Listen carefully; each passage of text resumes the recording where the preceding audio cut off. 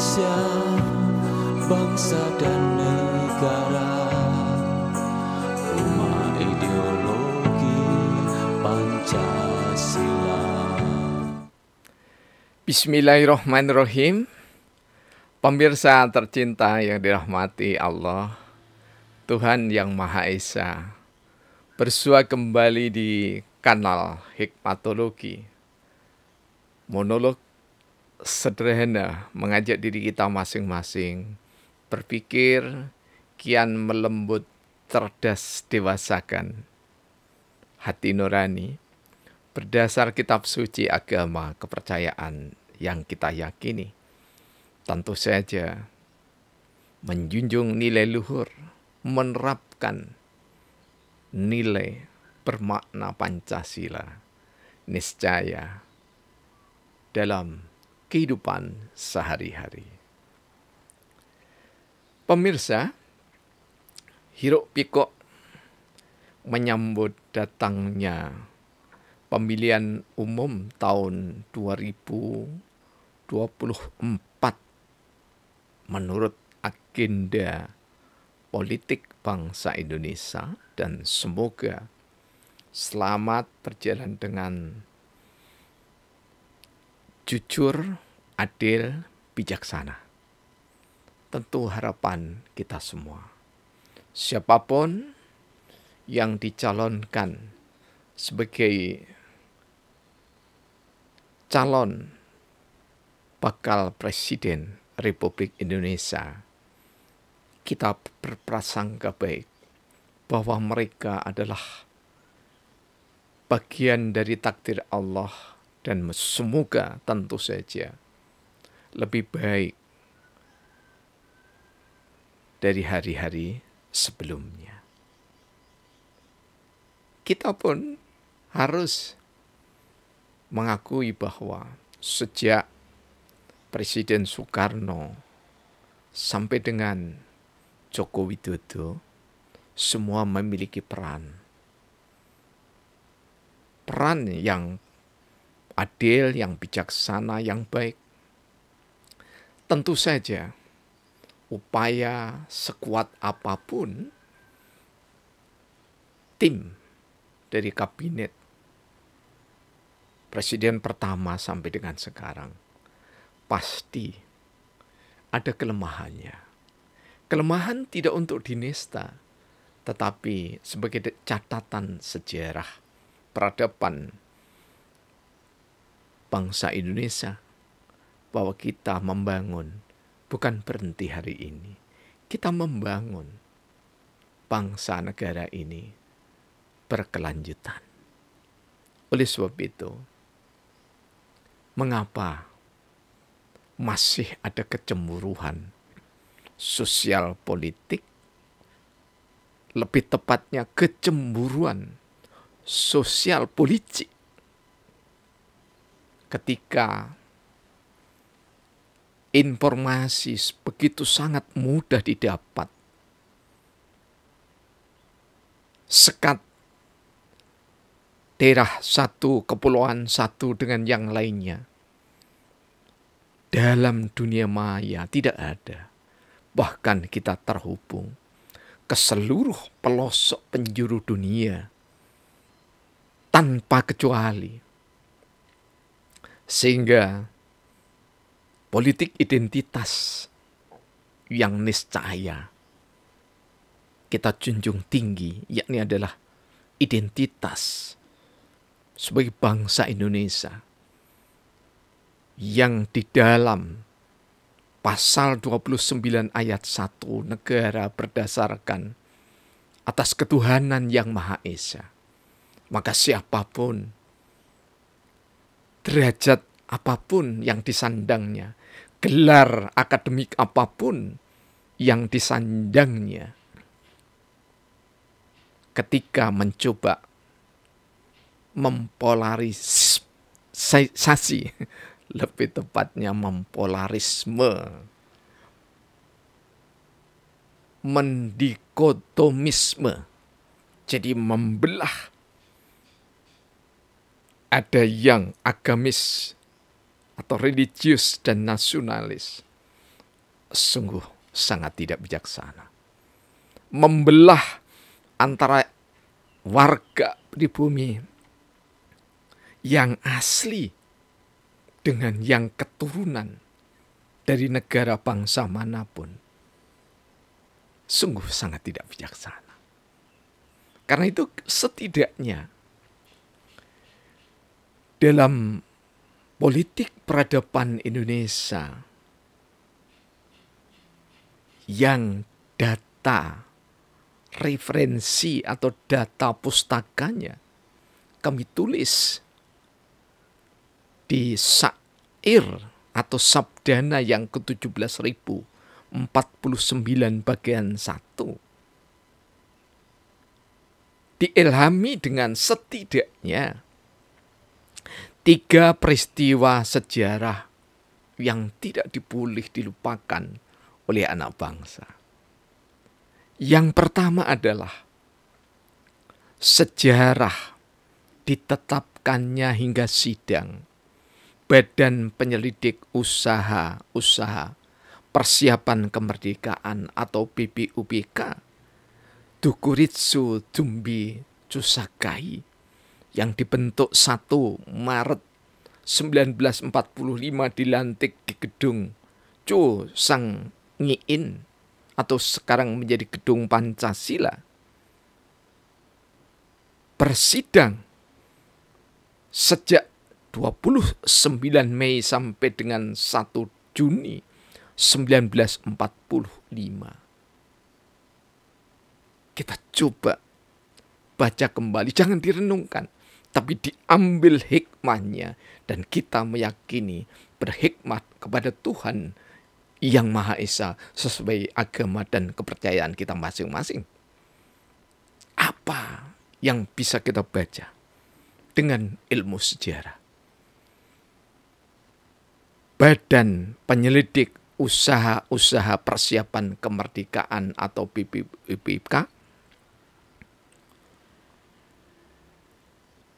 begitu berdaulat jiwa raga dari masing-masing peserta, sehingga meskipun bangsa asing dihormati demikian mulia oleh tokoh pendiri bangsa, karena pada saat persiapan menjelang proklamasi kemerdekaan Republik Indonesia, belum NKRI,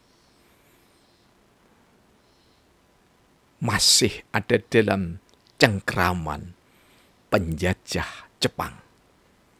Sehingga kalau kita mencoba untuk membaca,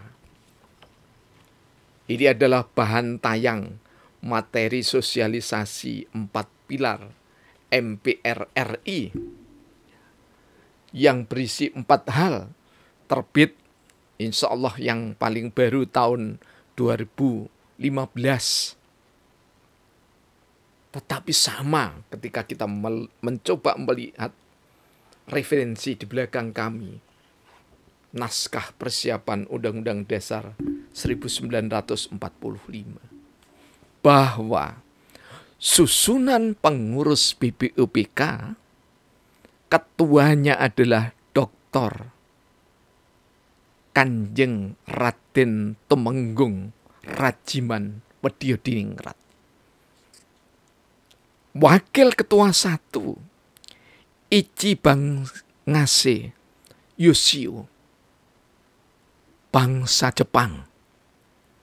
Wakil Ketua 2 Raden Panji Suroso. Anggotanya ada 60 anggota tetap dan ada 6 anggota tambahan, serta ada 7 anggota istimewa. Yang 66 orang semuanya berkebangsaan Indonesia, yang 7 orang berkebangsaan Jepang.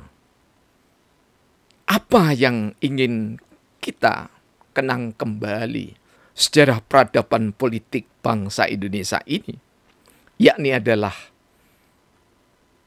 pendiri Republik Indonesia sudah selesai dengan dirinya, sudah selesai dengan partainya, sehingga diri dan partai berada jauh di bawah ruh supremasi jiwa Pancasila. Sehingga kita bisa membaca di sini anggota sidang pertama terdiri dari, tidak saya bacakan semua tentu saja, satu, saya tidak memilih tetapi sudah ada di sini. Satu, A.R. Baswedan. Dua, Abdul Qadir. Tiga, A. Kahar Muzakir. Sampai dengan yang terakhir adalah yang ke-66, Raden Asikin Natanegara. Di dalamnya ada yang urutan ke-44 dan 45, Oi Chiang Cui, Oi Chong Hao.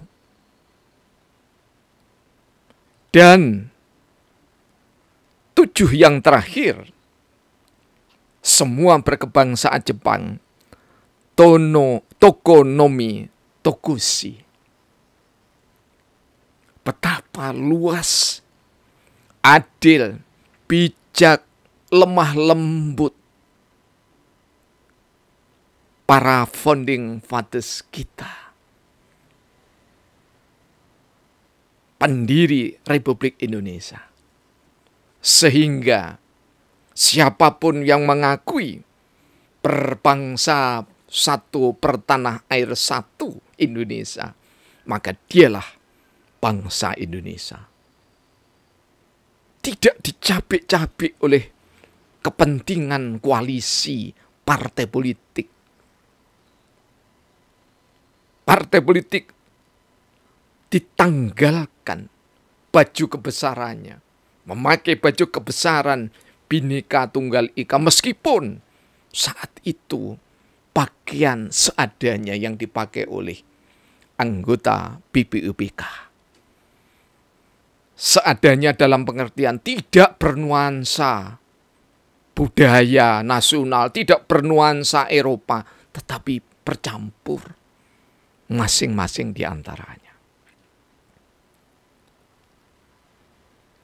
Kemudian yang kedua, supaya kita tidak tercapik-capik antara nasionalis dan religius, termasuk di dalamnya adalah saudara-saudara kita yang beragama asli Nusantara, yakni penghayat kepada Tuhan Yang Maha Esa. Di dalam pasal 29 dikatakan kepercayaan kepada Tuhan Yang Maha Esa. Yang kedua, pada saat Indonesia merdeka 17 Agustus 1945, tidak mulus, tetapi penuh dengan gelora revolusi. Karena itu pidato-pidato Bung Karno selalu gegap gempita. Apapun yang dipidatokan tidak pernah kecuali gelora revolusi. Dan atas permintaan Soekarno, melalui advis sejawat-sejawatnya, pada saat Indonesia dalam keadaan genting, maka minta fatwa kepada Hadratus Syekh Kiai Haji Muhammad Hasyim Asy'ari.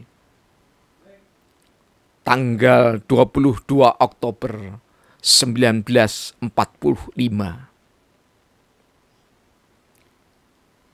Fatwa jihad dikeluarkan oleh Hadratus Syekh Kiai Haji Muhammad Hasyim Asy'ari. Ulama yang jelas.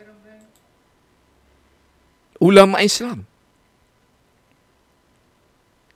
Dan pertempuran 10 November 1945 adalah gelora Islam. Gelora politik identitas.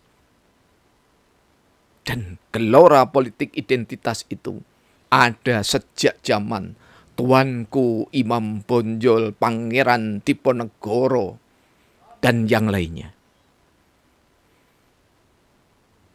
Namun, Islam yang rahmatan lil alamin, Rasulullah Muhammad sallallahu alaihi wasallam yang rahmatan lil alamin, berjuang untuk Indonesia merdeka, tokoh-tokoh Islamnya bergandengan tangan dengan seluruh agama yang ada, tokoh-tokoh agama yang ada, Hindu, Buddha, Konghucu, penghayat kepada Tuhan Yang Maha Esa tanpa sekat. Dan ketika fatwa jihad Hadratus Syekh disampaikan, yang berjuang bukan hanya umat Islam saja, tetapi seluruh arek-arek Surabaya berjuang mempertahankan kemerdekaan Indonesia. Inilah sejatinya politik peradaban Indonesia. Inilah hakikatnya, inilah esensinya politik peradaban Indonesia. Dan jangan lupa, torehan sejarah yang ketiga yang tidak banyak generasi usia 40-50-an, apalagi generasi milenial dan generasi Z. Sesudah Z nanti generasi apa lagi? Kurang mengenal. Apakah itu? Mosi integral Muhammad Natsir. Proklamasi Indonesia yang disampaikan oleh Soekarno-Hatta. Indonesia belum bersatu karena masih tercapik-capik oleh ulah Belanda. Ditambah lagi pengangkangan penjajah Jepang. Sehingga ada 16 negara bagian termasuk Republik Indonesia. 16 negara bagian ini menurut estimasi bahasa kolbu, bahasa hikmat dari seorang Kiai Haji Muhammad Natsir, tidak baik bagi negara Indonesia yang ditakdirkan berkepulauan. Karena itulah Natsir menyampaikan mosi integral, sehingga dikenal mosi integral Muhammad Natsir tanggal 3 April tahun 1953. Mestinya kami ulang untuk kedua kalinya, setiap tanggal 3 April kita bangsa Indonesia harus semangat memperingati mosi integral Muhammad Natsir.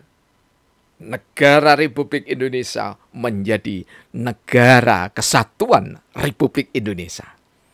Jadi kalau ulama-ulama laki-laki menyuarakan NKRI harga mati, maka NKRI itu atas mosi integral, atas mosi wawasan, atas mosi yang berperadaban, atas mosi yang berkeadilan kebijaksanaan untuk seluruh rakyat bangsa Indonesia, negara Indonesia.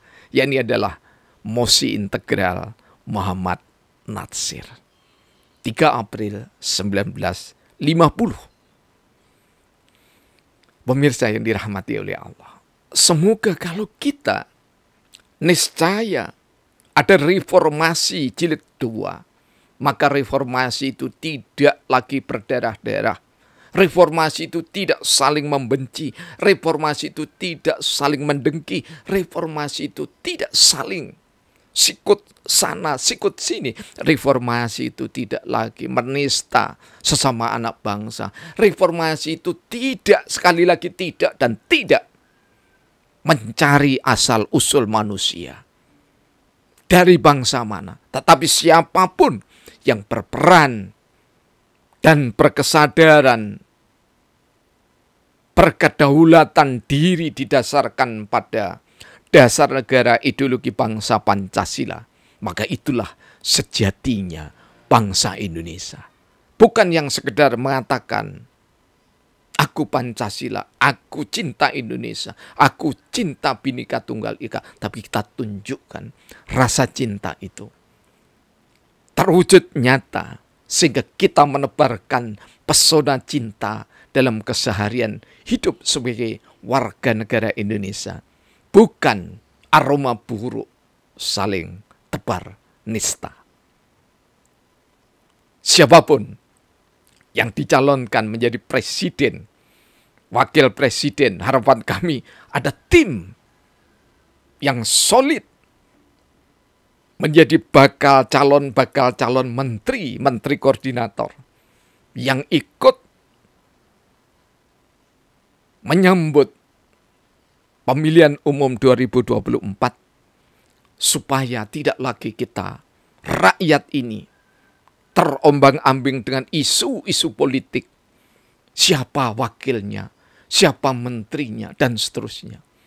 Bukan gege mongso, tetapi kita justru lebih siap. Dan ingat persiapan itu, visi pemimpin Indonesia termasuk visi dari siapapun yang mengatakan tim relawan atau tim sukarela dan seterusnya. Mestinya visinya tunggal. Kemerdekaan berdasar keadilan dan pri kemanusiaan. Paragraf pertama atau alinea pertama dari pembukaan Undang-Undang Dasar 1945. Selanjutnya, misinya tetap abadi, yakni adalah melindungi tanah tumpah darah Indonesia sampai seterusnya, mencerdaskan kehidupan bangsa, dan seterusnya yang ada di dalam alinea keempat. Sehingga bangsa ini tidak tercapek-capek oleh slogan-slogan politik, slogan-slogan yang disuarakan oleh politikus. Tetapi kita memang ingin mewujudkan bersama, apapun partainya, apapun asal suku bangsanya,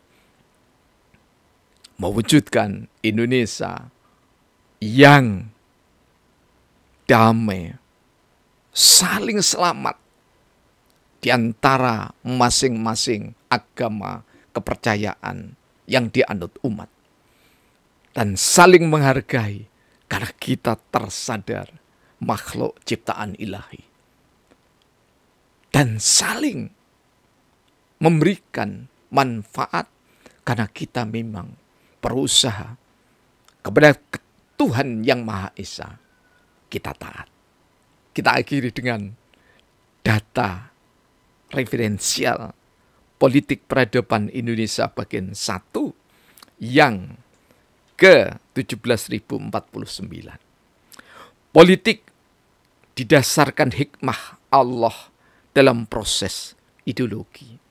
Persidangan badan persiapan undang-undang, usaha-usaha maksud kami, persiapan kemerdekaan terpuji. Sidang dasar negara, ideologi bangsa, sadar diawasi. Diawasi tentara Jepang yang menjajah bumi pertiwi. Tekanan penjajah tak dirasa saat sidang menghampiri. 66 peserta sidang bersemangat tinggi. Semangat kuat untuk Indonesia merdeka di bumi. Kampung Celaket Hadiningrat, ini merupakan doa. Kota Pendidikan Malang, tanggal 13 Mei 2023. Terima kasih. Anda setia mengunjungi, memberikan masukan kepada kami, baik di dunia maya langsung maupun lewat jaringan pribadi. Semoga upaya-upaya keilmuan, upaya-upaya inovasi keilmuan didasarkan pada politik peradaban Indonesia, politik yang didasarkan pada Pancasila, mendapatkan gayung bersambut dari seluruh elemen anak bangsa. Terima kasih. Alhamdulillahirabbil alamin. Yang menjelang ditulis pada lauh